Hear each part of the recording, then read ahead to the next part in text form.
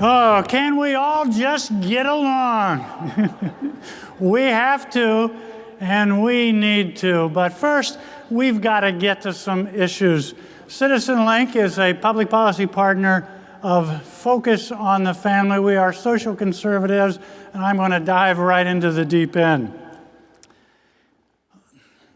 We believe that marriage is one man, one woman. Marriage today means mom and dad. And I realize how difficult that is in some circumstances to hear that, but that's where we are, that's who we are. And that's actually an entry into our discussion this afternoon. When we religious people want to find out what libertarianism is all about, we check out the platform of the Libertarian Party, and there is so much to appreciate in that party platform. Libertarians have led the way in helping us understand the need to cut back wasteful government, to get government out of our lives. But we also find this in that party platform. Government does not have the authority to license personal relationships. Consenting adults should be free to choose their own sexual practices. And we say, you know, sometimes it's not only about what adults want, sometimes it's about what children need. The Libertarian Party wants to get rid of that little government document called the marriage license. And we say, hold on just a minute. We're no longer even talking about the definition of marriage. We're on our way at that point to talking about the abolition of marriage. Now, a marriage license, a legally enforceable document, encourages spouses to commit, among the many other things that it does. That marriage license helps provide children with a secure, stable, permanent home because it encourages spouses to work it out and parents to work it out with their kids. And if we tear up marriage licenses, it means a lot more struggling moms trying to raise kids, trying to get it done, are going to be forced onto the government rolls for Medicaid, for welfare, for aid to families with dependent children.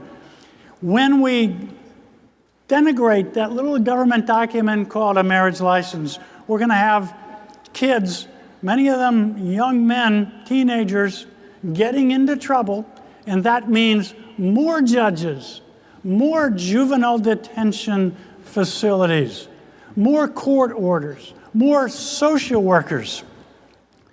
This is not a recipe for smaller government. This is a recipe for larger government.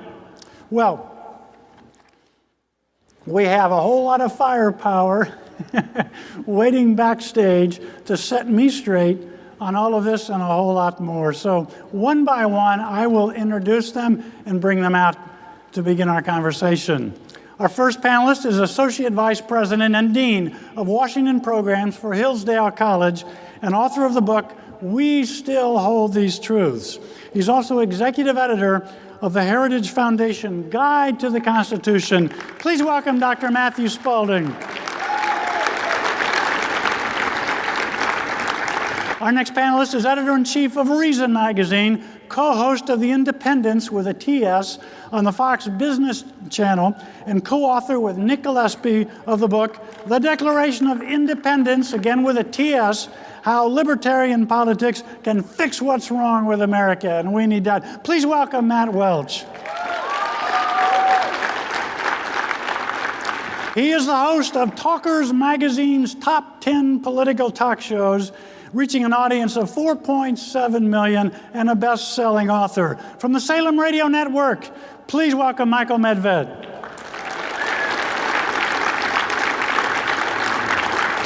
And finally, he's president and founder of Students for Liberty, with now over 1,200 local groups. Last year, he led 40 conferences on 5 continents for 5,000 students, and in his spare time, he's a graduate student at George Washington University. Please welcome Alexander McCobin. different, but we got into it, something like that. It was definitely about for a while. Hey, am I Alex Trebek or what? This is great. Oh, if you want to join the conversation, at CPAC News, hashtag Minnery panel. All right, Alexander, the first question to you. You heard my introduction, and tell me what I got wrong here. So thank you for that introduction. I do think the question even started off on a false premise that all libertarians are associated with the Libertarian Party.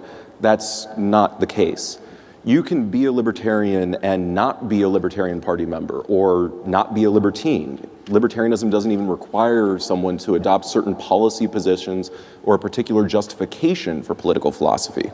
You're able to be a Republican, a Democrat, an independent, and be a libertarian. You can be a Christian, a Muslim, a Jew, or an atheist, or any other religion and be libertarian. What it means to be libertarian is to be committed to a certain approach to political philosophy, where the principle of liberty is the most important. And what's important to keep in mind with this is that there's a difference between a political philosophy and a personal lifestyle. You can be a social conservative and be a libertarian when it comes to public policy. The important difference being what you think the government ought to mandate for individuals. Just because you think people ought to act a certain way doesn't mean you want the government to require them to be that, whether you're talking about banning big gulps or banning certain kinds of marriage. In fact, I think social conservatism relies upon the freedom to choose what to do here. If you take John Locke's A Letter Concerning Toleration seriously, the only way for people to act morally is to have the freedom to choose what they're going to do. And we see many social conservatives today recognizing this, whether we're talking about same-sex marriage or marijuana legalization. Here's a quick list of social conservatives who support these things. For same-sex marriage, Glenn Beck, Dick Cheney, Meghan McCain, Laura Bush, Governor John Huntsman, Congressman Tom Ridge, current Senators Rob Portman, Mark Kirk, and Lisa Murkowski. When it comes to marijuana legalization or other drugs, you've got William F. Buckley. Governor Rick Perry has come out in favor of decriminalization. Pat Robertson, Bill O'Reilly, Sean Hannity, even Newt Gingrich and Ken Cuccinelli have questioned the war on drugs. Libertarians and social conservatives can absolutely work together if we realize that we're both trying to limit the scope of government when it comes to the freedom to associate and act as we want. Thanks so much. Matt Spalding, at some point, the notion of we the people with a common moral philosophy tends to get dissipated in the autonomous approach to life and principle that defines libertarianism. At what point does the common philosophy underlying the Constitution begin to dissipate to the point where we are no longer we the people? Right. Well, I think it begins with the founders' understanding of the word liberty. They chose the word liberty, which is a Latin word, rather than freedom, which is a Germanic word, precisely because they meant freedom appropriate for man. They understood liberty to be under the laws of nature and nature's God. It didn't mean license. So in this, it required a certain unity and agreement about certain common precepts of how we govern ourselves. We want to have as much freedom as possible. We want to have the freedom to choose. I precisely agree with that. But we must agree first and foremost on certain precepts according to which we recognize each other's humanity. We believe that all men are created equal, not unequal. We believe that all have a right to life, liberty, and the pursuit of happiness, which includes your right to property, but also your religious liberty if you're a religious believer in things that the government is imposing upon you. Those things have to be an underlying core for this liberty to exist in the first place. And that really was the founders' idea of liberty, and I think that's what we want to get back to. Matt, your book, Declaration of Independence, seems to militate against that notion of shared values and commonality.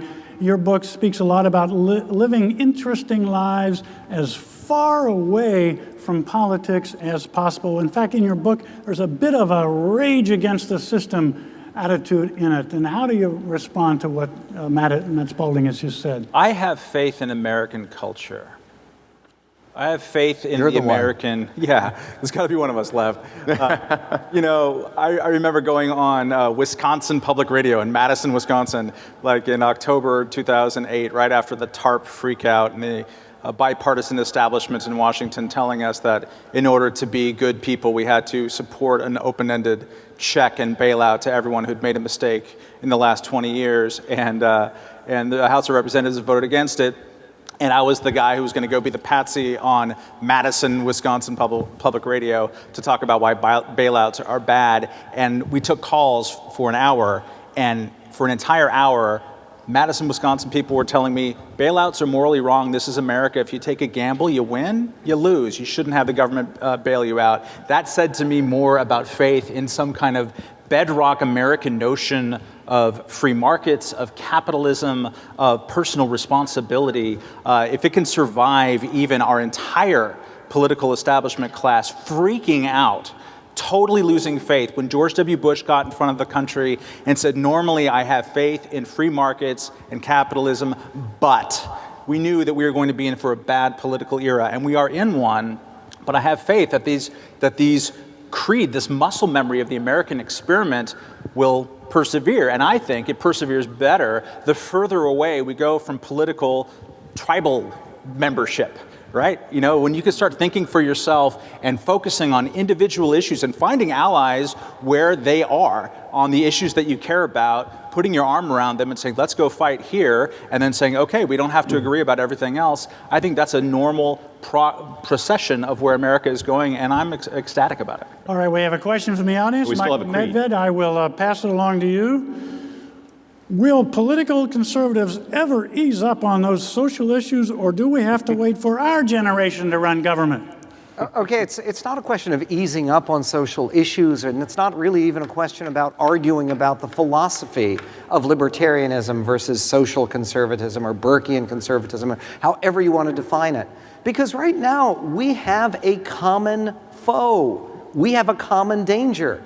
The Battle of Gettysburg, the federal line up on the ridge, wasn't arguing between Republicans and Democrats, and they were both up there. There were 15,000 Confederates coming up the ridge, and you had to deal with it. Right now, the forces of big government are on the march. And one thing that conservatives and libertarians have in common is resisting it. The way to resist is to acknowledge the validity of libertarian means and conservative goals. And let me give you an example, because it's one of those areas where on one of the social issues that conservatives care about most, we have had great success using libertarian means that I would imagine everyone on this panel could support. The issue is abortion. Now, one of the things the pro-life movement has achieved without changing law, without changing government, what the pro-life movement has achieved is cutting the level of abortion in the United States to its lowest point in 30 years. How? By preaching and teaching and reaching people and convincing more people. And this is one of the only social issues in which the support for a conservative position, a pro-life position, which I share emphatically, that support is higher among young people than among codgers like us. And really, that is a very important achievement. It was achieved not by legislative means, not by government force, but by argument and persuasion. Libertarian means for a conservative goal. Let me say one other thing quickly about one of the other big issues that purportedly divides us that shouldn't. Right now, the key issue regarding marriage is not the definition of marriage anymore. It is now an issue of religious liberty. And I don't believe there's a libertarian in this hall today who believes that, well, for instance, that the government has a right or a need to order a group of elderly Catholic nuns in Colorado to insure their employees for birth control. That is big government run amok. And by the same token, we right now have a great belief not only in religious conscience and the rights of religious conscience when it comes to marriage, but a great belief in federalism. The idea that New York and California may have legitimated or recognized or decided that those states should sponsor gay marriage doesn't mean that Texas should be compelled by overreaching courts or anyone else to sponsor and legitimate gay marriage. And that belief in federalism, again, should unite libertarians and should unite conservatives in passionate agreement, not in any kind of squabble. Well, thank you. Alexander, if Michael is right, if the marriage issue is no longer a marriage issue, if it's about religious liberty, that is to say, rights of conscience, where does libertarianism come down in terms of supporting our right to be conscientious objectors, so to speak? So I largely agree with what you just said. The issue here is religious liberty, but the kind of religious liberty that has been infringed upon for decades in recent memory has been the liberty of those religious institutions and practices that support same-sex marriage. The government has prohibited them from engaging in the religion and the religious practices that they want. Where? No prohibition. There has never been a state in this country that has ever banned gay marriage. That's a liberal lie. Defining marriages between... There's state-sponsored discrimination against various associations between individuals. We're talking about the denial of basic rights and privileges of individuals in committed relationships, the only difference being their sexual orientation. This is the civil rights issue of the 21st century. Okay, So the problem... I guess you'd say no, that those of us who uphold the traditional definition of marriage as religious liberty issue, you're not with us on that. As an issue, I'll jump in for Alex here. I don't want any baker, any photographer to be told they have to work with someone because they're gay. For crying out loud. Amen. People should have the right. It is not 1964. It is not 1864. We live in a country now where if you want to openly discriminate against whoever you want in your business life, and we actually have a broad right to discrimination in this country, so congratulations for us. But the thing is that we don't exercise it because we're a decent people. We don't need the government. You know, we talk a lot about government granting license or not. Morality is not dictated by the government. It's dictated by each individual and their conscience, and then there's a community effect. If someone wants to be openly discriminatory in their policies, they're going to open themselves up to the free market, punishing them or rewarding them as necessary. Tom, could I just ask... Hold on. I think this is what gets back to the precepts under which we govern ourselves question, right? We agree that all men are created equal. We all commonly accept this idea. Many people don't agree with that. We have to have those kinds of agreements to have a civilized society. That's the basis of free government and constitutionalism. I think the problem you have here with this particular issue is that the question of marriage does cut to the nature of things, which is the grounding for precisely the liberty you wish to defend. And if you don't recognize the fact that the government needs to protect those who have religious liberty objections to this fundamental question, then you're giving up your liberty because now government has the right to step in and define those things for you. And I guarantee you that's what they're going to do. And we're going to see the massive expansion of the state unlike ever before. Libertarians right now should be protecting religious liberty first and foremost on the front lines. How is it violating your liberty as a private, presumably heterosexual man who's in a married relationship, as I am? How does it infringe in your sense of conscience if someone in your state, for example, has a marriage a gay couple has a marriage that is recognized by the state? How does that violate your liberty? The question is whether the state has an obligation to recognize marriage in the first place, and if so, on what grounds? And the interest of the state, constitutionally and historically, is because of those children that are produced by that marriage. Now, we can argue about being tolerant, and we can argue about allowing people to have as much a free lifestyle as they want to, but the only reason we're having this debate here is because we're concerned about the future of the future citizens that are going to be produced in this country. But the other point I'm making here is that even if we disagree, which we clearly do, we have an agreement, and we must have an agreement on religious liberty. There's a profound, deep, and moral and religious objection to redefining marriage. Giving that power to the state and encouraging judges to do that is a destruction of the very liberty we wish to defend. But you're using the government, the state, to protect morality as you see it, which is different than my morality. I'm just suggesting that the government needs to recognize in nature something that pre-exists government. I'm not using the state at all. I'm saying it's like gravity. If they're going to recognize marriage at all, this is the definition of the thing because no other definition makes sense. As marriage, it might make sense as a private contract. That's a different matter. But if the reason we're here is to protect marriage, it's because of this particular type of institution, social private institution, which forms the character of our citizens. That's key to the future of liberty. I would just say quickly on the children issue, and I share your concern for children. I think one of the boons to our system is that a whole lot of children in this country no longer live in lousy foster homes and have been adopted by loving gay couples in opposition to social conservatives who oppose this at every step. It's better than the ravages of the welfare state. Yeah. But it's clearly not the thing we wish to encourage. The question is, what do we want to encourage? What is the good thing here? Well, again, I think that the way that we find common ground and find the common road forward is conservative goals and libertarian means. In other words, I would assume that we all share goals in stable, long-term, loving families raising children. And as far as possible, because this is the nature of all family law, I mean, basically, in the country, that it is the optimal situation for children to be raised by their biological parents.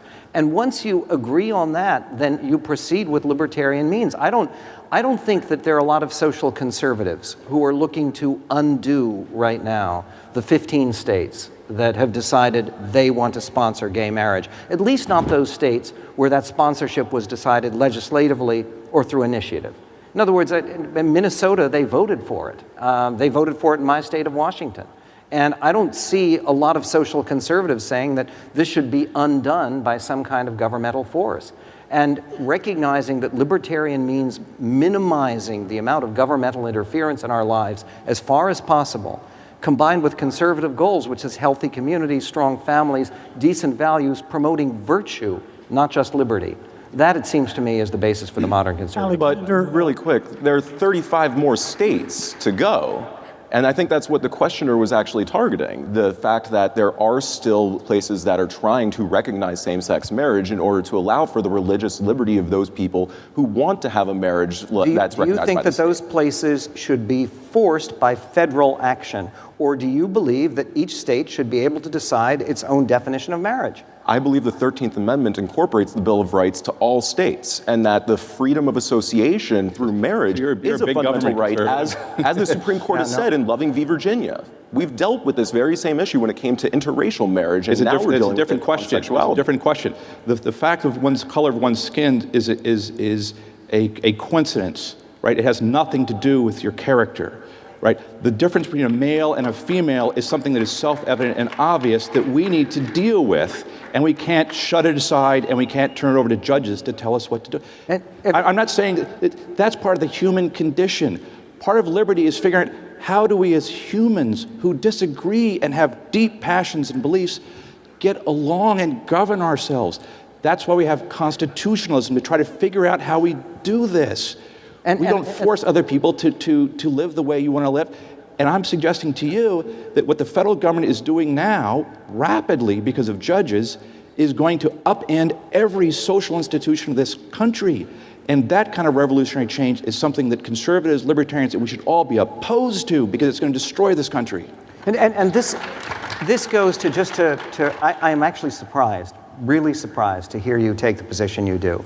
Because as a libertarian, you are taking a position that 9 unelected judges should impose their will and their judgment on the sovereign states, all 50 sovereign states, and the citizens therein, in terms of something as fundamental to society as the definition of family and the definition of marriage. And that, it seems to me, is an arrogation of power away from the people that is totally contrary to libertarian ideology. Hey, Matt, in your book, Declaration of Independence, you make an interesting statement. You say that libertarianism, you see it politically, is a permanent, non-governing minority. But at some point, don't libertarians have to take over to become a majority to make sure that all of us benefit from that?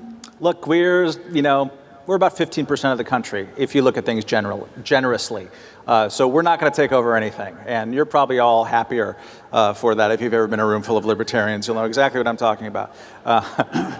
No, we operate in a margin where I'm saying we, I shouldn't say we. My entire readership of my magazine hates it if I even say we for, the Reason magazine, let alone libertarianism. But libertarians are perpetually disappointed by the activities of both major parties for various reasons. Sometimes it's because the parties have failed to live up to their own best ideals, which I think many people in this room can agree took place between the years 2003 and 2007, for example, when we had what was supposed to be, according to David Brooks, a permanent Republican majority. It was going to last forever. And they boosted the size and scope of government in ways that is obscene, and that a lot of people rightly object to when Barack Obama has mimicked it. So the question for libertarians, I think, what we're going to see is more of what I was referring to before, of ad hoc sort of swarms into issues where we can find coalition partners. This room was packed out earlier. I hope that many of you were here, talking about Rick Perry and Bernie Kerik and other people's really, really interesting work on reforming a criminal justice system that has incarcerated 2 million plus Americans. That's an amazing thing that has happened. It's happened from the bottom up.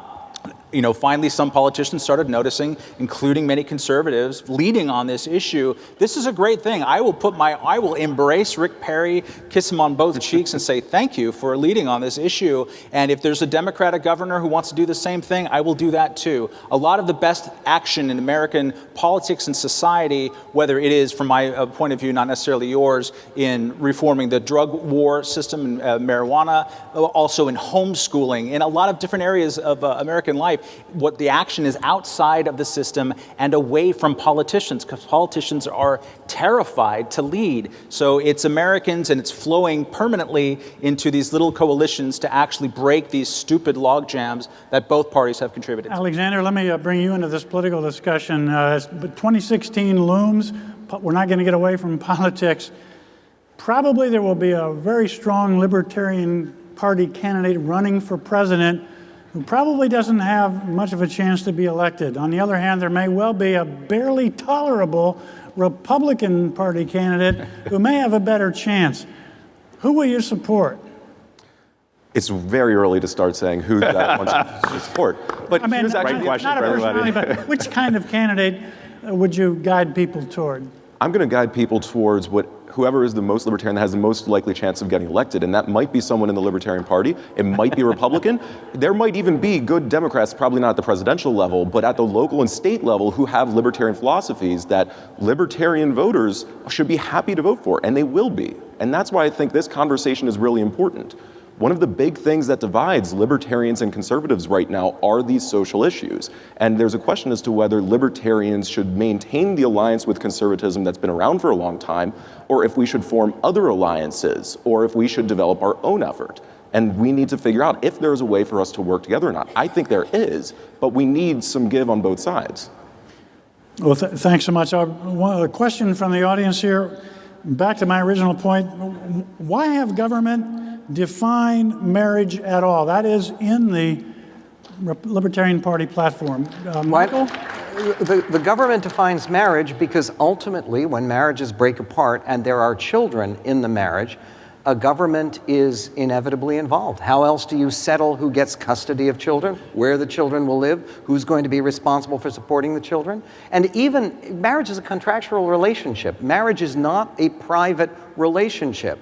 We are just planning, my wife and I are planning our son's wedding, and it's not private at all. There are lots of people involved, and there are lots of legalities. In Jewish tradition, it is a contractual relationship.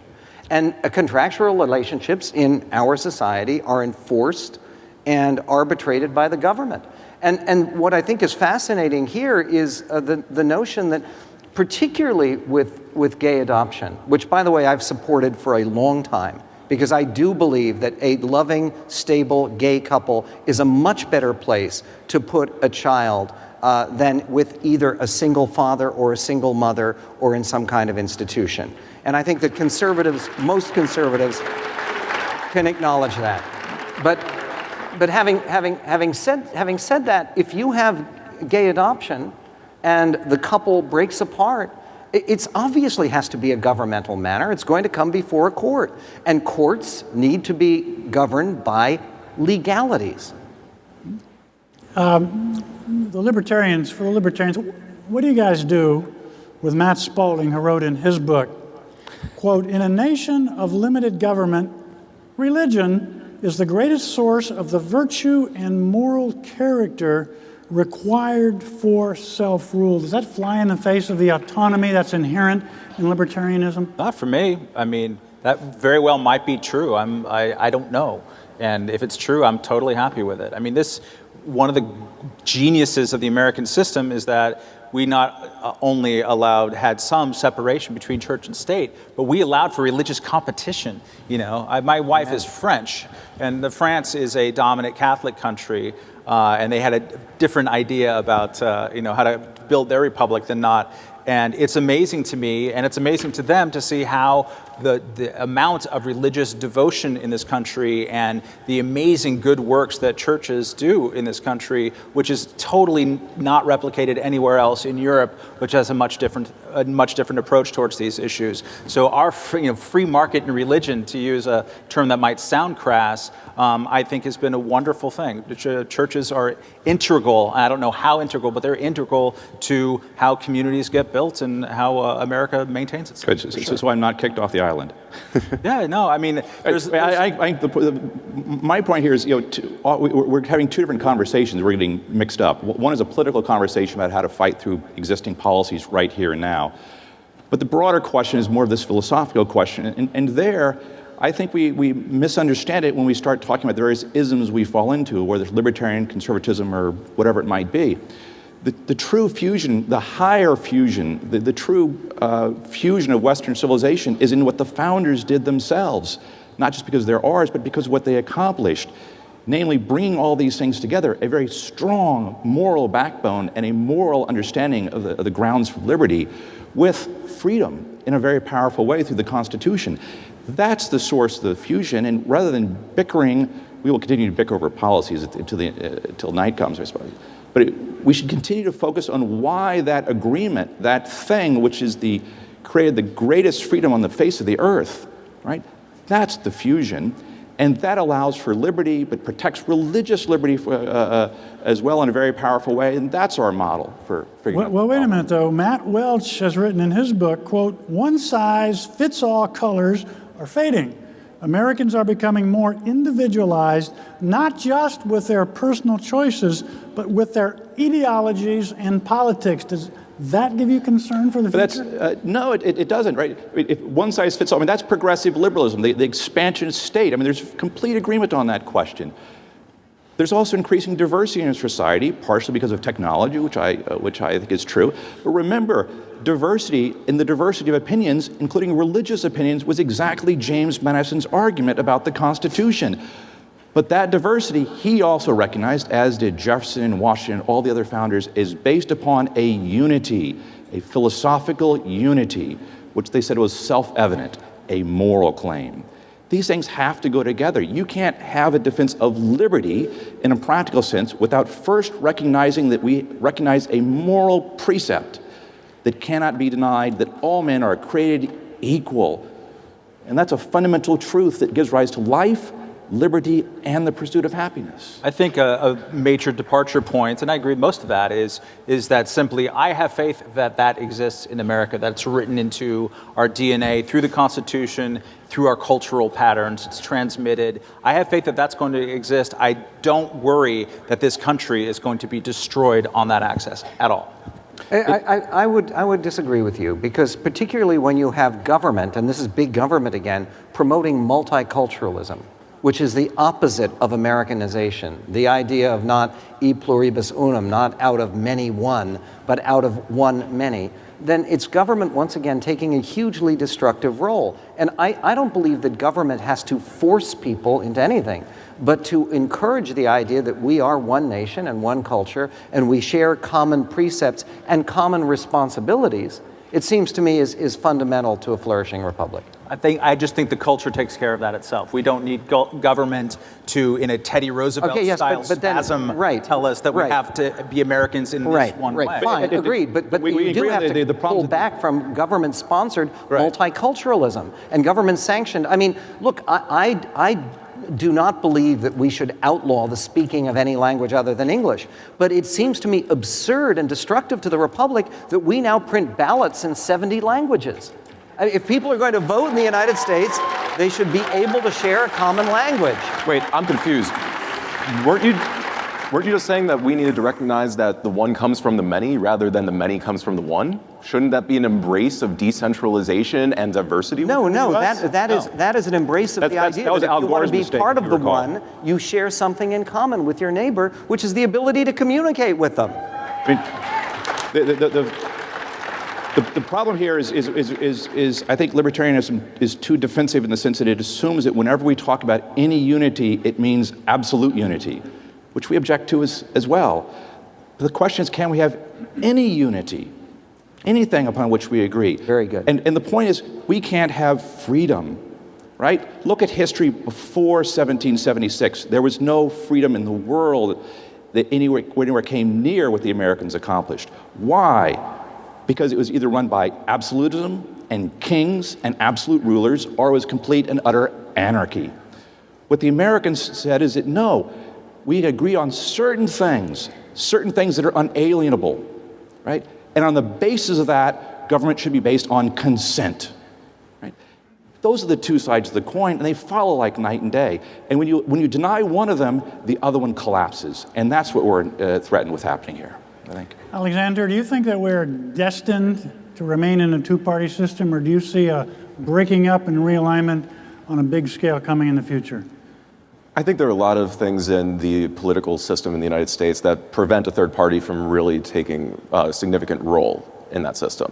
But what I think we're going to see, and Political Economy 101 teaches us, is that if demographic trends change over time, political parties and politicians will have to adopt new positions in order to get elected, which is what they exist for. And so the rising libertarian nature of today's youth does mean that I expect the Republican Party to become more libertarian in order to get more elected. I also expect the Democratic Party to become more libertarian in order to try and appeal to young voters. And I think we're going to see major policy reforms over the next 10 to 20 years in consequence of that. If I can, I actually agree with you completely.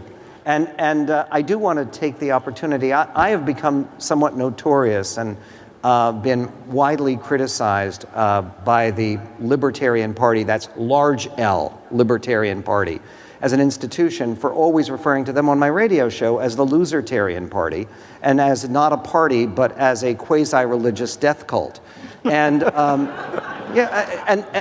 once that death cult goes on to finish the Kool-Aid, and actually joins the American political system by participating in one of our two viable political parties, it can make huge contributions by emphasizing the proper small government, minimized government, libertarian means to achieving either the goals that conservatives favor or the goals that liberals favor. I would just like to point out in opposition to that probably, as George Will said, the single most interesting thing happening in American politics right now is basically what's happening in this room. Not necessarily this debate, but just the debate that's happening on a lot of different fronts within the Republican Party, Right. within conservatism. The Tea Party, for my money, has been the single most interesting new phenomenon in American politics. Absolutely. And you crazy Hooters over there, you know that part of the reason that happened was that the Tea Party said, no, we're not going to stay on the reservation.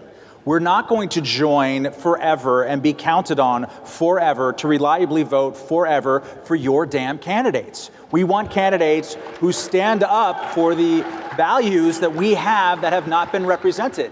And so when they said, yeah, we'll lose, we'll nominate Christine O'Donnell, bring it on, who cares? When they said that, they announced to Karl Rove and the political establishment in Washington that, look, values matter more than pretty candidates, than people that you want to nominate, and we're going to change the type of Republican that goes to Washington.